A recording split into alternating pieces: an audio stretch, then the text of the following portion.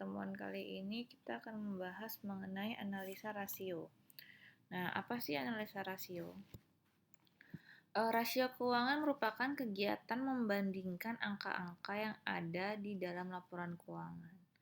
Nah, perbandingannya ini dapat dilakukan antara satu komponen dengan komponen dalam satu laporan keuangan atau antar komponen yang ada di antara laporan keuangan.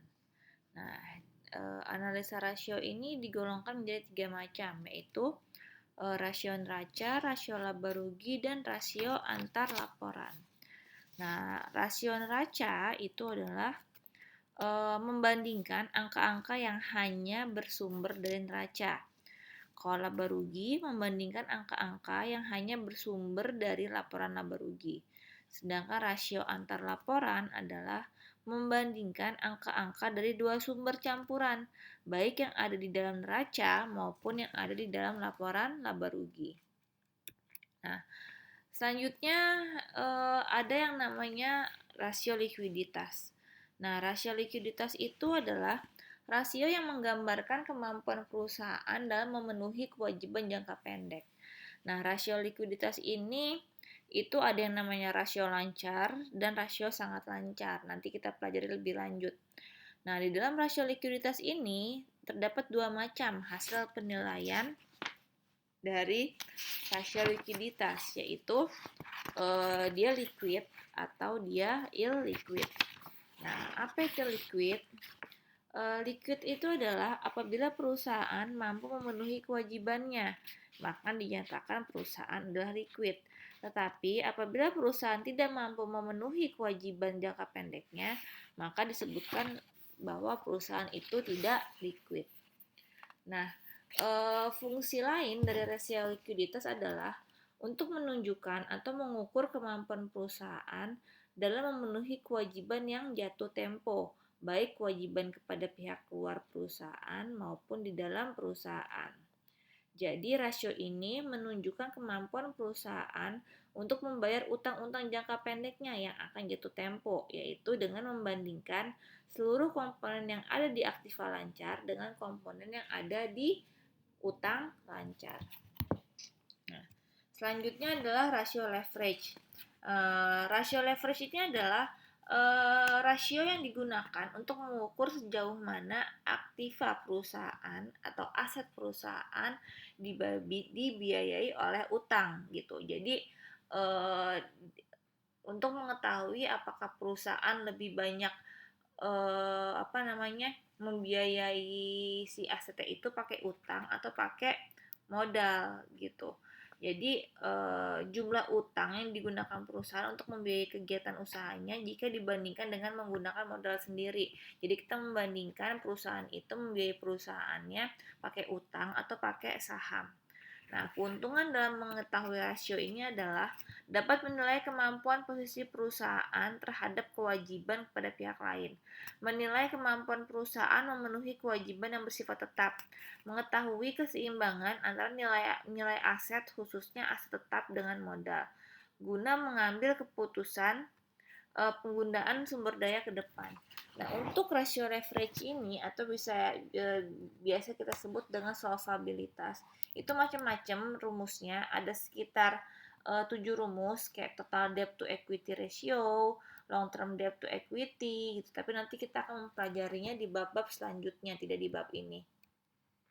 Selanjutnya adalah rasio aktivitas atau activity ratio. Activity ratio ini digunakan untuk mengukur tingkat efisiensi pemanfaatan sumber daya perusahaan. Jadi sumber daya perusahaan itu seperti penjualan, persediaan, penagihan utang dan lainnya. Atau rasio yang untuk menilai kemampuan perusahaan dalam melaksanakan aktivitas sehari-harinya. Jadi dari hasil pengukuran rasio ini akan terlihat apakah perusahaan lebih efisien atau sebaliknya dalam mengelola aset yang dilakukan. Nah, untuk rasio activity itu kayak ada receivable turnover, working capital turnover, fixed asset turnover, total asset turnover yang akan kita pelajari di bab-bab selanjutnya. Nah, untuk rasio profitability itu adalah rasio untuk menilai kemampuan perusahaan dalam mencari keuntungan atau laba dalam suatu periode tertentu. Nah, rasio ini memberikan ukuran tingkat efektivitas manajemen suatu perusahaan yang ditunjukkan dari laba yang dihasilkan dari penjualan atau dari pendapatan investasi. Nah, untuk yang si profitabilitas ini itu kayak rumus-rumusnya tuh kayak yang sering kita lihat adalah gross profit margin, operating income ratio, operating ratio gitu. Terus net earning power ratio gitu. Nah, profitabilitas ini dibagi jadi dua, yaitu rentabilitas ekonomi dan rentabilitas usaha. Di mana rentabilitas ekonomi adalah dengan membandingkan laba usaha dengan seluruh modal. Jadi modal sendiri dan modal asing. Dan kalau untuk rentabilitas sendiri yaitu dengan membandingkan laba yang disediakan untuk pemilik dengan modal sendiri. Rentabilitas lebih penting dari keuntungan yang besar. Nah, selanjutnya adalah rasio pertumbuhan. Rasio pertumbuhan adalah atau growth ratio, merupakan rasio yang menggambarkan kemampuan perusahaan dalam mempertahankan posisi ekonominya di tengah-tengah pertumbuhan perekonomian dan sektor usahanya. Nah, dalam rasio pertumbuhan yang dianalisis adalah pertumbuhan penjualan, laba bersih, pendapatan per saham, dan dividen per saham.